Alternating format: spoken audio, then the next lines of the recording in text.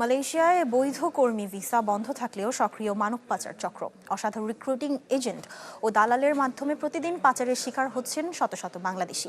ভ্রমণ ভিসার অপব্যবহার, এমনকি থাইল্যান্ড ও ইন্দোনেশিয়ার জঙ্গলপথ ব্যবহার করেও প্রবেশ করানো হচ্ছে তাদের। সম্প্রতি এক অভিযানে মানব পাচারকারীদের হাত থেকে 14 বাংলাদেশিকে উদ্ধার করেছে দেশটির ইমিগ্রেশন গোয়েন্দা বিভাগ।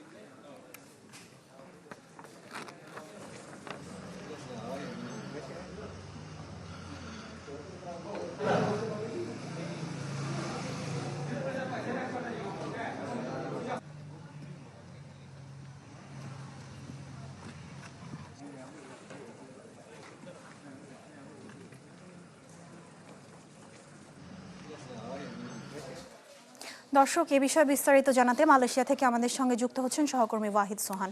ওয়াহিদ, এই বিষয়ে কি কি তথ্য আছে আপনার কাছে এবং আন্তর্জাতিক অপরাধ ঠেকাতে কি ব্যবস্থা নিচ্ছে মালয়েশিয়া সরকার, জানাবেন আমাদের।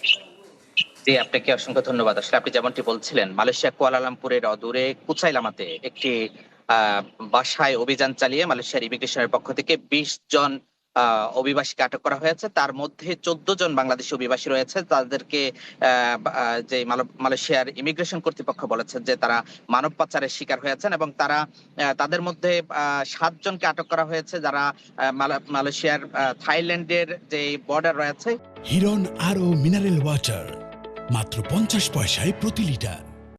কেদা দিয়ে তারা মালয়েশিয়াতে প্রবেশ করেছেন, এটা তাদের মালয়েশিয়া ইমিগ্রেশনের কাছে দেওয়া স্বীকারোক্তিতে তারা বলেছেন। এছাড়া কয়েকজন রয়েছে যারা মালয়েশিয়ায় ইমিগ্রেশন বা ইন্টারন্যাশনাল এয়ারপোর্ট ক্রস করে কিন্তু তারা মালয়েশিয়াতে প্রবেশ করেছেন। কিন্তু মালয়েশিয়া যে ইমিগ্রেশনের গোয়েন্দা সংস্থার পক্ষ থেকে যে বিষয়টি আমাদেরকে অবহিত করেছেন সেটি হলো যে আসলে এই যে চক্রটিকে আটক করা হয়েছে, এই চক্রটি হলো যে বাংলাদেশি সজল নামে এক বাংলাদেশি এই চক্রটিকে যে টেক কেয়ার করছিল। এই বাসা থেকে যে লোকগুলোকে উদ্ধার করা হয়েছে তারা কিন্তু সজলের অধীনে ছিল।